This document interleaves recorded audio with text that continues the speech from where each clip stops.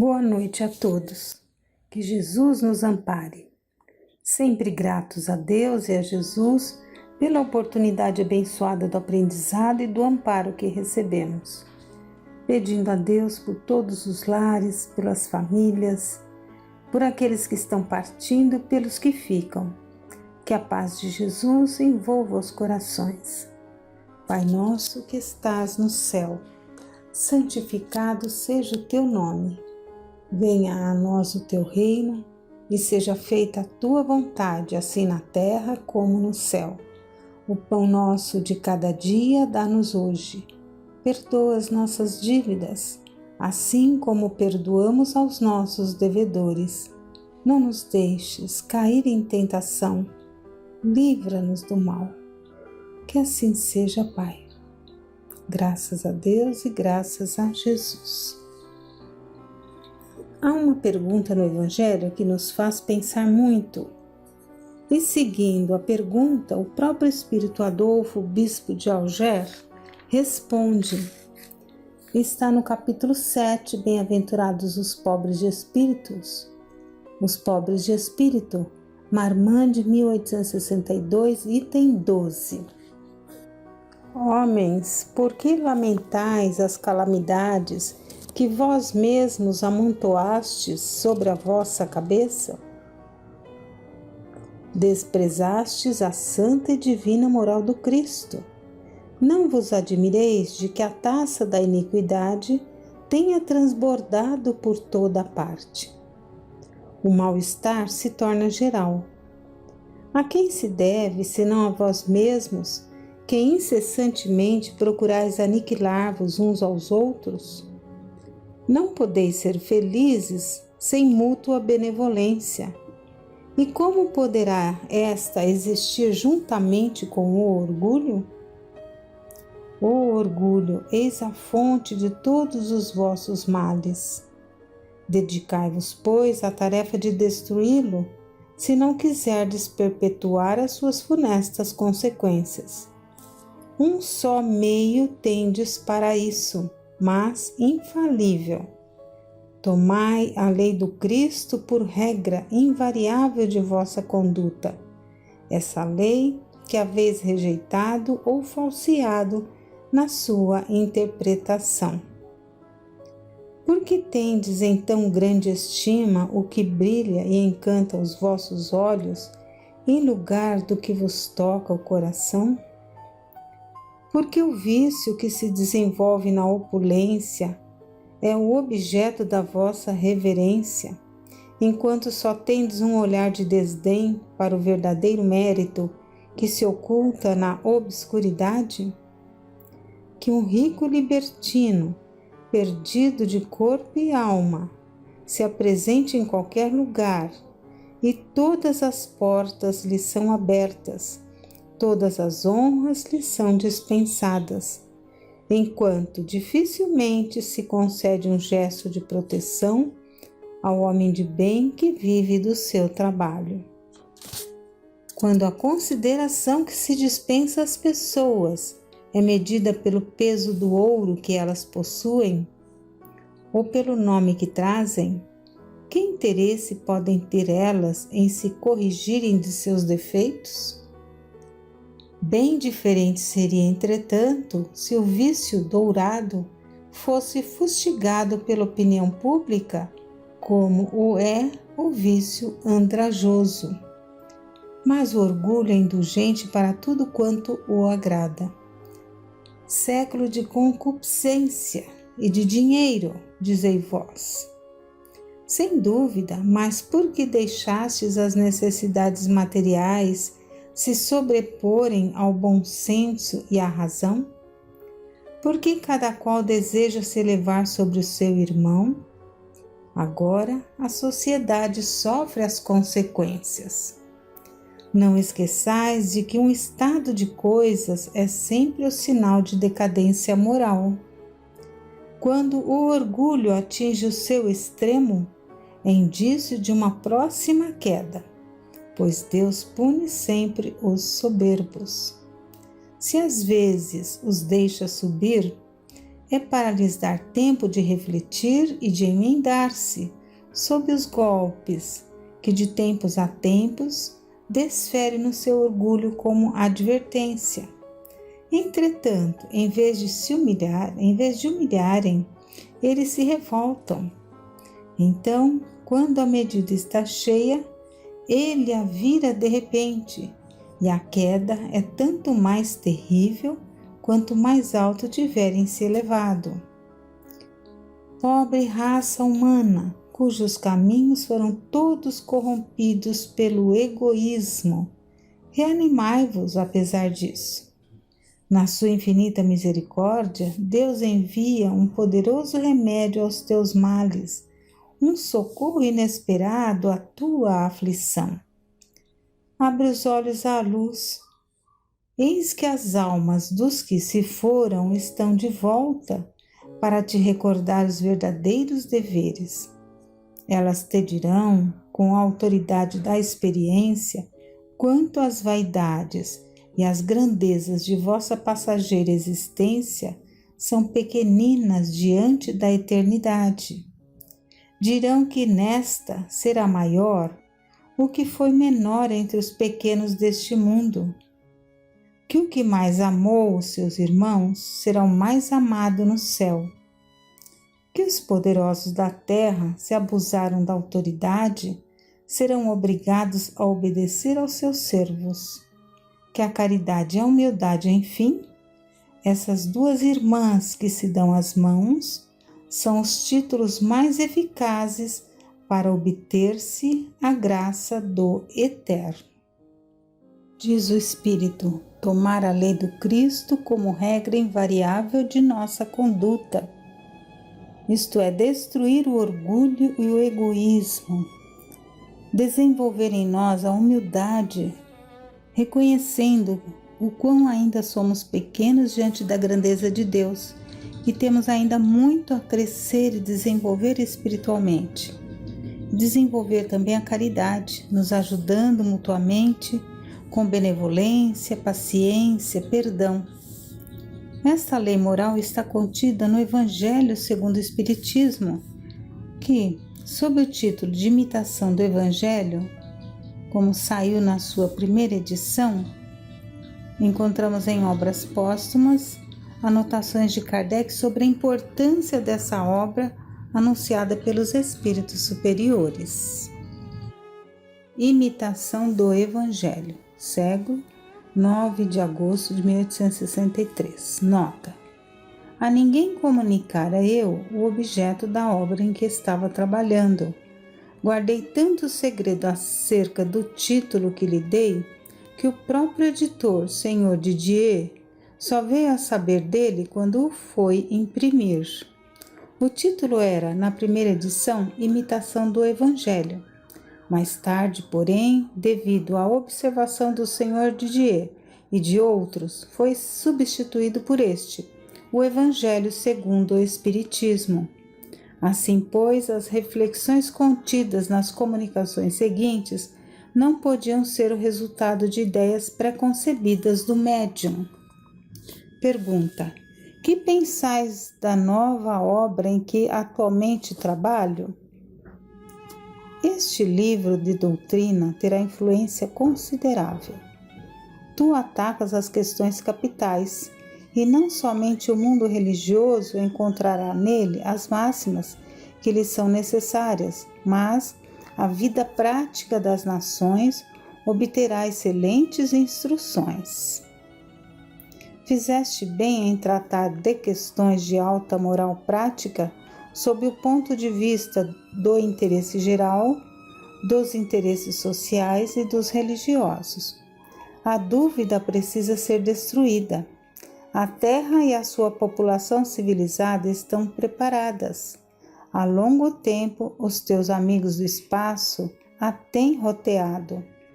Lança, pois, a semente que te confiamos, porque é tempo de fazer a Terra gravitar na ordem radiante das esferas para sair da penumbra e do nevoeiro que obscurece as inteligências. Acaba a tua obra conta com a proteção do teu guia, guia de todos nós, e com o concurso devotado dos mais fiéis espíritos, em cujo número podes contar-me. Pergunta: que dirá dela o clero? Resposta: clamará heresia porque atacas as penas eternas e outros pontos sobre os quais apoiam seu crédito e influência. Clamará tanto mais quanto mais se sentir ferido do que pela publicação de O Livro dos Espíritos, cujos principais dados ele pode em rigor aceitar. Agora, porém, vais entrar em nova senda, pela qual o clero não poderá acompanhar-te. Então, Kardec, no Evangelho, traz o ensinamento do Cristo sobre a reencarnação. Ninguém pode ver o reino de Deus se não nascer de novo, combatendo então as penas eternas. Ainda a resposta do Espírito: o anátema secreto tornar-se-á oficial, e os espíritos serão como os judeus e os pagãos, excomungados pela Igreja Romana. Em compensação, verão crescer o seu número na medida dessas perseguições, principalmente vendo-se o clero acusar de demoníaca uma doutrina cuja moralidade brilhará como um raio de luz do sol com a publicação do teu novo livro e dos que se seguirem. Aproxima-se a hora em que deverás abertamente declarar o que é o Espiritismo e mostrar a todos onde está a verdadeira doutrina ensinada pelo Cristo. Aproxima-se a hora em que, à face do céu e da terra, deverás proclamar o Espiritismo como única tradição verdadeiramente cristã, única instituição realmente divina e humana. Escolhendo-te, conheciam os Espíritos a solidez de tuas convicções e que a tua fé, como um muro de aço, resistiria a todos os ataques. Entretanto, amigo, se a tua coragem não fraqueou ao peso da árdua tarefa, saibas que até hoje só comestes o pão alvo e que agora vão começar as dificuldades. Sim, caro mestre, aparelha-se a grande batalha. O fanatismo e a intolerância, irritados pelos êxitos da tua propaganda, vão atirar sobre ti e os teus com armas envenenadas. Prepara-te para a luta. Tenho confiança em ti como tens em nós, porque a tua fé é das que transportam as montanhas e fazem caminhar por cima das águas. Coragem, pois, e que a tua obra se complete. Conta conosco, principalmente com o grande Espírito do Mestre de todos, que te protege de maneira muito particular. A seguir, tem uma outra nota com a data Paris, 14 de setembro de 1863, onde Kardec escreve: havia solicitado uma comunicação pedindo que fosse enviada para o meu retiro de Saint-Adresse. Quero falar-te de Paris, conquanto não haja nisso utilidade alguma, porque posso fazê-lo aí, visto que o teu cérebro recebe as nossas inspirações com uma facilidade que não imaginas. A nossa ação, especialmente a do Espírito da Verdade, é constante sobre ti, e tal que não podes fugir-lhe. É por isso que não entrarei em inúteis minudências sobre o plano de tua obra, que tens de todo modificado de acordo com os meus ocultos conselhos. Compreendes agora a razão por que nos era preciso ter-te afastado de qualquer preocupação que não fosse a da doutrina. Uma obra como a que juntos elaboramos requer isolamento e o mais completo recolhimento. Acompanho com vivo interesse os progressos do teu trabalho, que é um grande passo para a frente e abre ao Espiritismo a larga via para as aplicações úteis à sociedade. Com esta obra, o edifício começa a destacar-se e já se pode entrever a cúpula desenhando-se no horizonte. Continua, pois, sem impaciência e sem fadiga. O monumento será concluído a seu tempo. Já te entretivemos com questões incidentes, quais as religiosas. O Espírito da Verdade falou-te da leva de broquéis que se faz nesse momento. Estas hostilidades previstas são necessárias para despertar a atenção dos homens que tão facilmente desdenham as coisas sérias. Aos soldados que se batem pela santa causa, virão incessantemente juntar-se novos combatentes, cujas palavras e escritos farão sensação e levarão as falanges adversas à perturbação e à confusão. Adeus, caro companheiro de outrora, fiel discípulo da verdade. Vai continuando nessa vida a obra que outrora juramos nas mãos do grande Espírito, que te ama e eu venero, consagrar as nossas forças e existências até concluí-la. Eu te saúdo. Agora coloca uma observação. O plano da obra tinha de fato sido completamente modificado, o que não podia saber o médium, achando-se ele em Paris e eu em Saint-Adresse. Tampouco podia ele saber que o Espírito da Verdade me havia falado em leva de broquéis do bispo de Alger e de outros.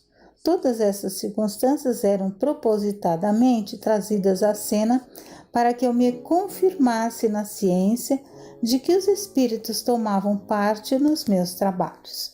Essa anotação foi de Paris, 30 de setembro de 1863. Então, vemos que Kardec, ali trabalhando sobre o Evangelho segundo o Espiritismo, sob a inspiração dos espíritos superiores e do Espírito da Verdade. E esta obra tem como objetivo o ensino moral. Diante desse código divino, a própria incredulidade se curva. É o terreno em que todos os cultos podem encontrar-se, a bandeira sob a qual todos podem abrigar-se, por mais diferentes que sejam as suas crenças, porque nunca foi objeto de disputas religiosas, sempre e por toda parte provocadas pelos dogmas. Se o discutissem, as seitas teriam, aliás, encontrado nele a sua própria condenação, porque a maioria delas se apegaram mais à parte mística do que à parte moral, que exige a reforma de cada um. Então, o objetivo do Evangelho, para os homens em particular, é uma regra de conduta que abrange todas as circunstâncias da vida privada e pública, o princípio de todas as relações sociais fundadas na mais rigorosa justiça. É, por fim e acima de tudo, o caminho infalível da felicidade a conquistar, uma ponta do véu erguida sobre a vida futura. É essa parte que constitui objeto exclusivo dessa obra. Encerraremos com a mensagem do Espírito Bezerra de Menezes. Problemas do mundo. O mundo está repleto de ouro, ouro no solo, ouro no mar, ouro nos cofres, mas o ouro não resolve o problema da miséria. O mundo está repleto de espaço, espaço nos continentes, espaço nas cidades, espaço nos campos, mas o espaço não resolve o problema da cobiça. O mundo está repleto de cultura, cultura no ensino, cultura na técnica, cultura na opinião. Mas a cultura da inteligência não resolve o problema do egoísmo. O mundo está repleto de teorias, teorias da ciência, teorias nas escolas filosóficas, teorias nas religiões, mas as teorias não resolvem o problema do desespero. O mundo está repleto de organizações administrativas, organizações econômicas e organizações sociais. Mas as organizações não resolvem o problema do crime. Para extinguir a chaga da ignorância que acalenta a miséria, para dissipar a sombra da cobiça que gera a ilusão, para exterminar o monstro do egoísmo que promove a guerra, para anular o verme do desespero que promove a loucura e para remover o charco do crime que carrega o infortúnio, o único remédio eficiente é o Evangelho de Jesus no coração humano. Sejamos assim valorosos estendendo a doutrina espírita que o desentranha da letra na construção da humanidade nova, irradiando a influência e a inspiração do Divino Mestre pela emoção e pela ideia, pela diretriz e pela conduta, pela palavra e pelo exemplo. E parafraseando o conceito inovidável de Allan Kardec em torno da caridade, proclamemos aos problemas do mundo: fora do Cristo não há solução. Que Deus nos abençoe.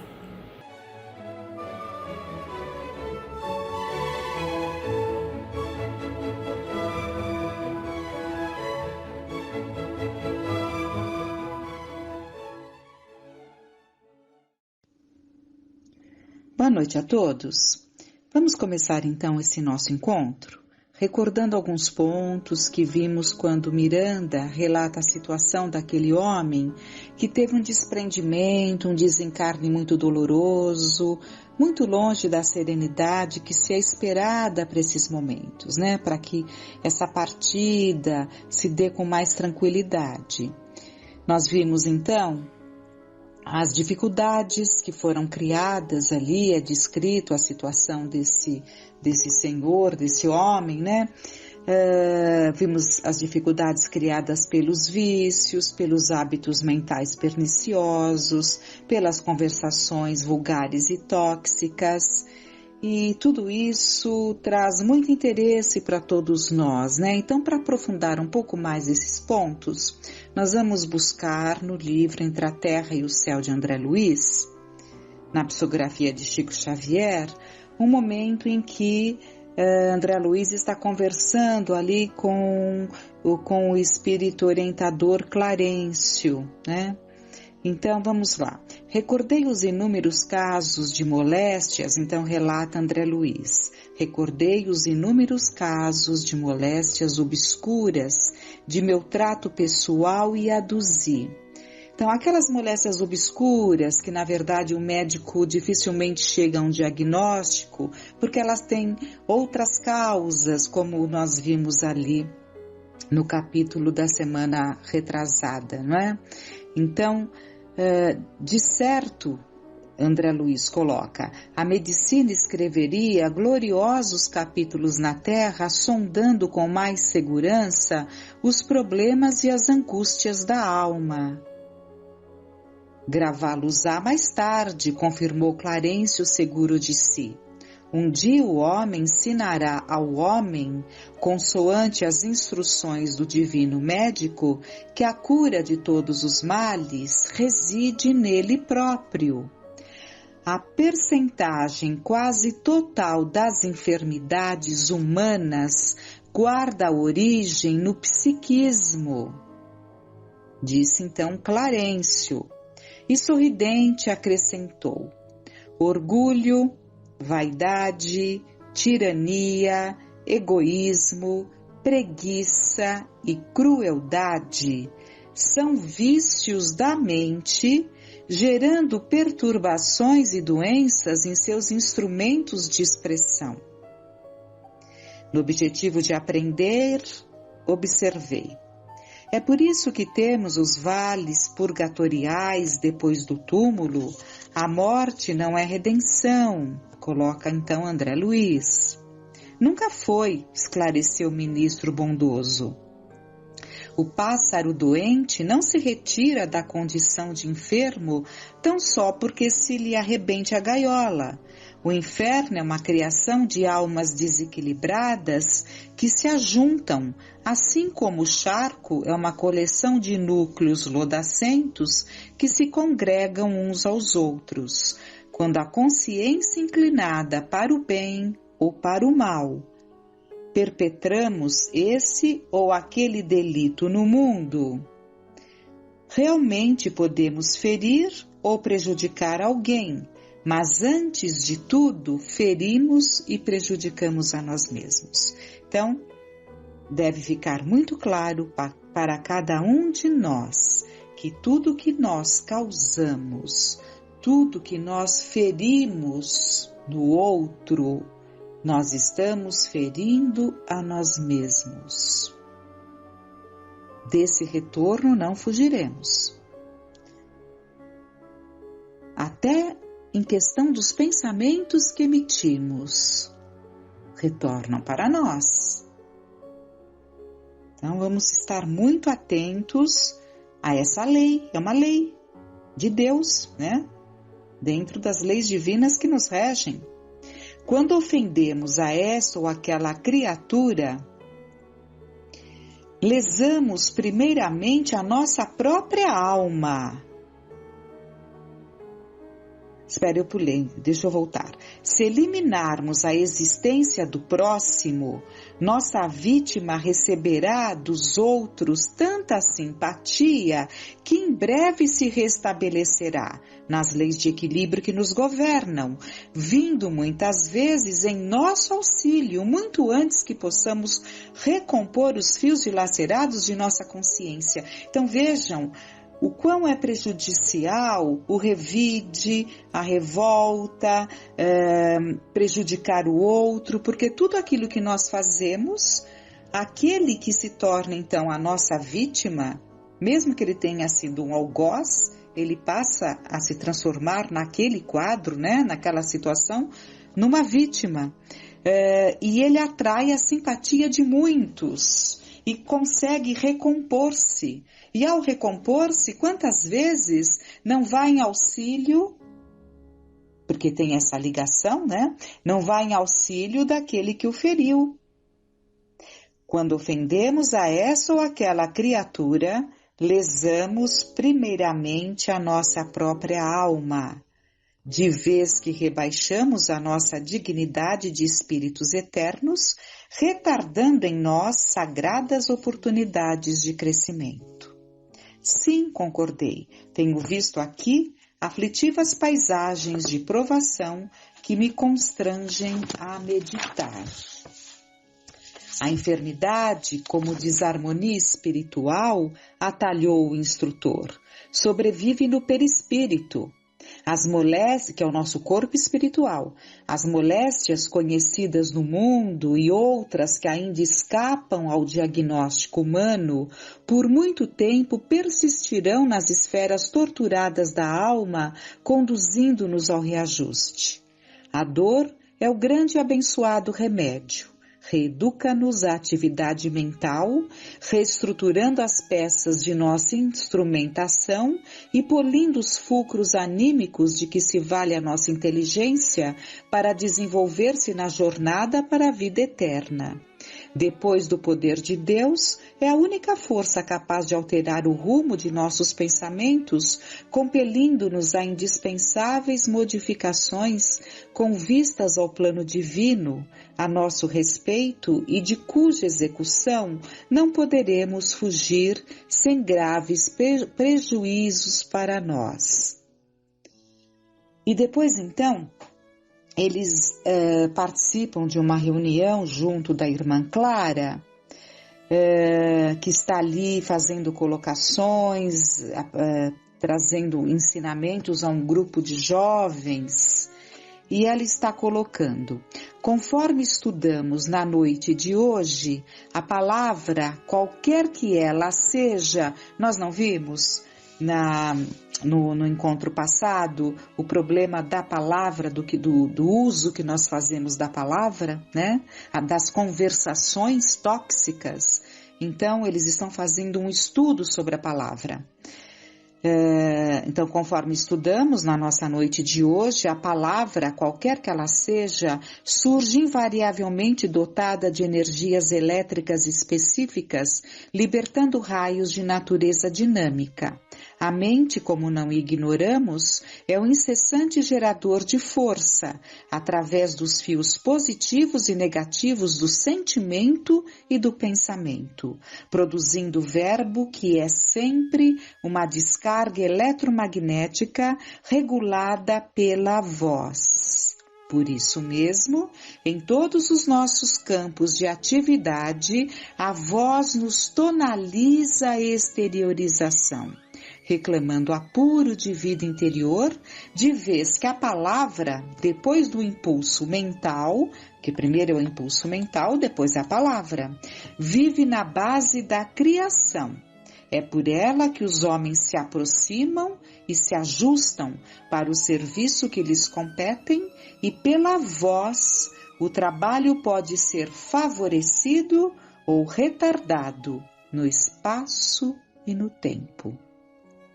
Depois de pausa ligeira que se fizer espontânea, simpática senhora interrogou: mas para que tenhamos a solução do problema, é indispensável jamais nos encolerizarmos? Sim, sim, elucidou a instrutora calma. Indiscutivelmente, a cólera não aproveita a ninguém. Não passa de perigoso curto-circuito de nossas forças mentais por defeito na instalação de nosso mundo emotivo, arremessando raios destruidores ao redor de nossos passos. Evidentemente, a cólera, ela espalha vibrações destrutivas que vêm em nossa direção, porque quem está ali ouvindo, participando daquele nosso momento de cólera, de embrutecimento animalesco, evidentemente que dificilmente deixará de emitir algum pensamento destrutivo em relação a nós. Sorrindo bem-humorada, acrescentou: em tais ocasiões, se não encontramos junto de nós alguém com o material isolante da oração, porque nesse momento, evidentemente, que ao invés de emitirmos um pensamento destrutivo para aquele que está desnorteado, desequilibrado, enlouquecido, nós deveríamos buscar o material isolante, que é a oração e a paciência.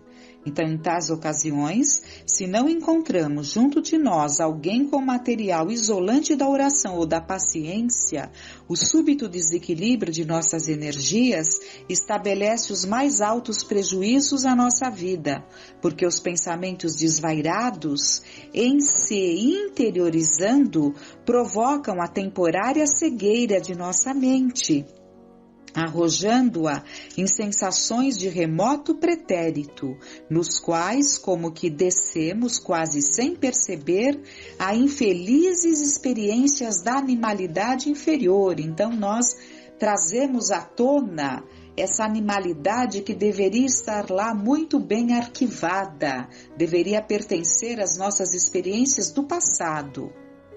A cólera, segundo reconhecemos, não pode nem deve comparecer em nossas observações relativas à voz. A criatura enfurecida é um dínamo em descontrole, cujo contato pode gerar as mais estranhas perturbações. Um moço com evidente interesse nas lições argumentou: e se substituíssemos o termo cólera pelo termo indignação? Irmã Clara pensou alguns instantes e redarguiu: efetivamente, não poderíamos completar os nossos apontamentos sem analisar a indignação como estado da alma, por vezes necessário. Naturalmente, é imprescindível fugir aos excessos. Contrariar-se alguém a propósito de bagatelas e a todos os instantes do dia será baratear os dons da vida, desperdiçando-os de modo inconsequente, sem o mínimo proveito para si mesmo ou para os outros. Imaginemos a indignação por subida de tensão na usina de nossos recursos orgânicos, criando efeitos especiais à eficiência de nossas tarefas. Nos casos de exceção, em que semelhante diferença de potencial ocorre em nossa vida íntima, não podemos esquecer o controle da inflexão vocal. Assim, como a administração da energia elétrica reclama atenção para a voltagem, precisamos vigiar a nossa indignação, principalmente quando seja imperioso vertê-la através da palavra, carregando a nossa voz tão somente com a força suscetível de ser aproveitada por aqueles a quem endereçamos a carga de nossos sentimentos. Então, mesmo na indignação, há necessidade desse controle ao transmitirmos aquilo que estamos exteriorizando através da nossa voz. É indispensável modular a expressão da frase como se gradua a emissão elétrica. E ante a assembleia que lhe registrava os ensinamentos com justificável respeito, prosseguiu depois de ligeiro intervalo. Nossa vida não pode ser comparada a grande curso educativo a nossa vida pode ser comparada a grande curso educativo, em cujas classes inumeráveis damos e recebemos, ajudamos e somos ajudados. A serenidade em todas as circunstâncias será sempre a nossa melhor conselheira, mas em alguns aspectos de nossa luta, a indignação é necessária para marcar a nossa repulsa contra os atos deliberados de rebelião ante as leis do Senhor.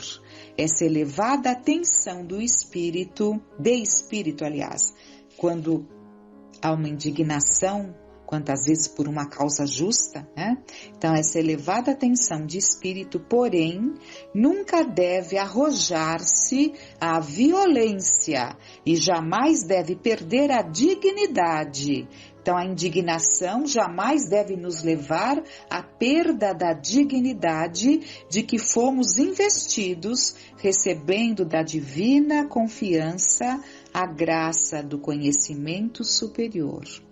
Basta dentro dela a nossa abstenção dos atos que intimamente reprovamos, porque a nossa atitude é uma corrente de indução magnética. Em torno de nós, quem simpatiza conosco geralmente faz aquilo que nos vê fazer. Então, é muito interessante atentarmos para o nosso exemplo, porque aquelas pessoas que se simpatizam conosco, elas tendem até a se inspirar ali nos nossos atos. Nosso exemplo, em razão disso, é um fulcro de atração.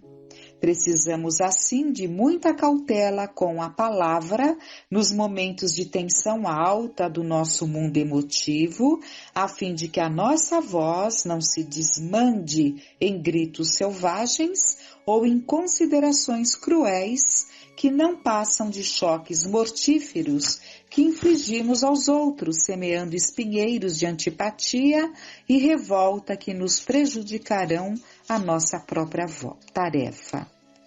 Porque aqui ela está se dirigindo a grupos, né, que estão ali em tarefas abençoadas, ali levando o bem. Então, aqueles que se habituam a extravasar, torna-se um hábito, a extravasar essa ira, repensem, temos que repensar essa nossa atitude, porque nós estamos atraindo antipatia e revolta em torno de nós. Um amigo que acompanhava os ensinamentos com interesse invulgar perguntou respeitoso: Irmã Clara, como devemos interpretar as perturbações da voz, como por exemplo a gaguez e a diplofonia? Sem dúvida, informou, eu só trouxe essa parte também porque eu acho um aprendizado interessante. Sem dúvida, informou a instrutora solícita, os órgãos vocais experimentam igualmente lutas e provações quando reclamam reajuste. Por intermédio da voz, praticamos vários delitos de tirania mental e através dela nos cabe reparar os débitos contraídos. As enfermidades desta ordem compelem-nos ao trabalho de recuperação no silêncio, de vez que sofrendo a alheia observação, aprendemos pouco a pouco a governar os próprios impulsos, afeiçoando-nos ao bem. O que ela colocou aqui é que tais dificuldades acabam sendo consequências de um mau uso dessa voz e que levará ali a criatura a um repensar, a um controle, né? A uma recuperação no silêncio. E no livro no rumo do mundo de regeneração que nós estávamos vendo, mas que não dará para continuarmos hoje, mas é justamente aquela situação daquele que desencarna naquelas condições difíceis, considerado até um suicídio indireto, né? E o que ficou constatado ali? Então vamos fechar com essa constatação daquela situação e de tantos outros, né? A ausência de valores espirituais, que era o caso ali daquele homem, a ausência de valores espirituais para o ser humano é uma infelicidade de terrível dimensão. Então, é uma felicidade de terrível dimensão. Então, que fiquem esses ensinamentos e que, se aprendermos que a ausência dos valores espirituais podem nos trazer situações tão dolorosas, que nos empenhemos nessa busca da luz, nessa busca da verdade, rogando a Deus que clareie o nosso entendimento, que nos auxilie, pacificando o nosso coração e de todos. Peçamos a Deus, nesses momentos difíceis que vivemos, que a paz se faça, que a confiança e que entendamos que esse período de trevas, se podemos chamar assim, quando a noite se faz mais densa, logo começa os raios do amanhecer. Permita, meu Pai, tenhamos uma noite de